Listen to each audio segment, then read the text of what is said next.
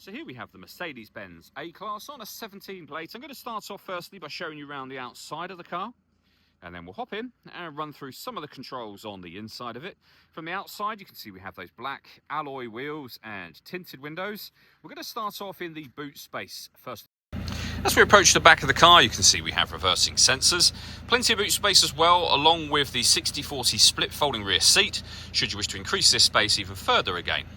Okay, so we're just going to work our way back around to the front of the car, and then we'll hop in, and as I mentioned, run through some of the controls on the inside of it from there.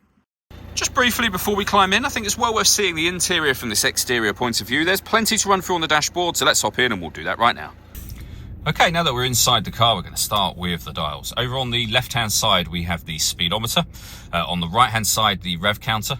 And in the center, the digital readout for the speedometer.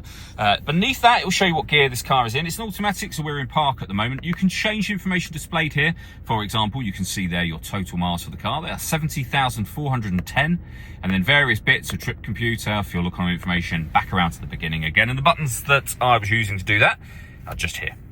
We have our stereo and phone controls on the right-hand side. Behind the steering wheel, the minus and plus paddles for the automatic gearbox, should you wish to change up and down a gear manually.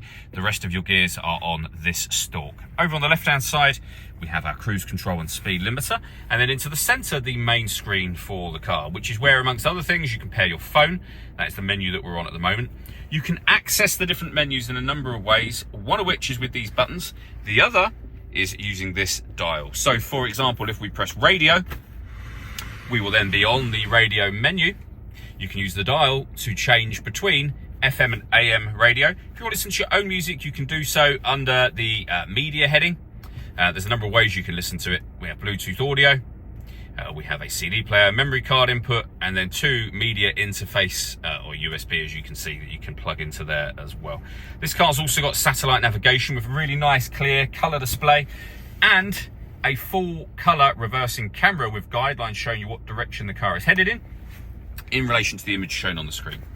We have our CD player, the main volume for the stereo just here, heated passenger and driver seats, both with 3 different heat settings on each. You can change the driving setup of the car, so you can put it into dynamic, for example. We have our hazard warning lights, and you can turn off the stop and start. This car is designed to cut out when it's stationary in traffic to save you fuel. That system is off when that light shows. We have our dual zone climate control. You can adjust the passenger and driver temperature. You can increase and decrease the fan speed and determine what direction you'd like the air to be distributed in. When you're happy with those settings, you can turn your air conditioning on. And it's on when that light shows. Same button will turn it off again, or hit auto. The car will then maintain the temperatures that you've asked for by taking full control at the fan speed and direction of the air for you. You can then override that to your own settings whenever you wish to. We have a 12-volt charging socket, some storage, and then further storage in here as well.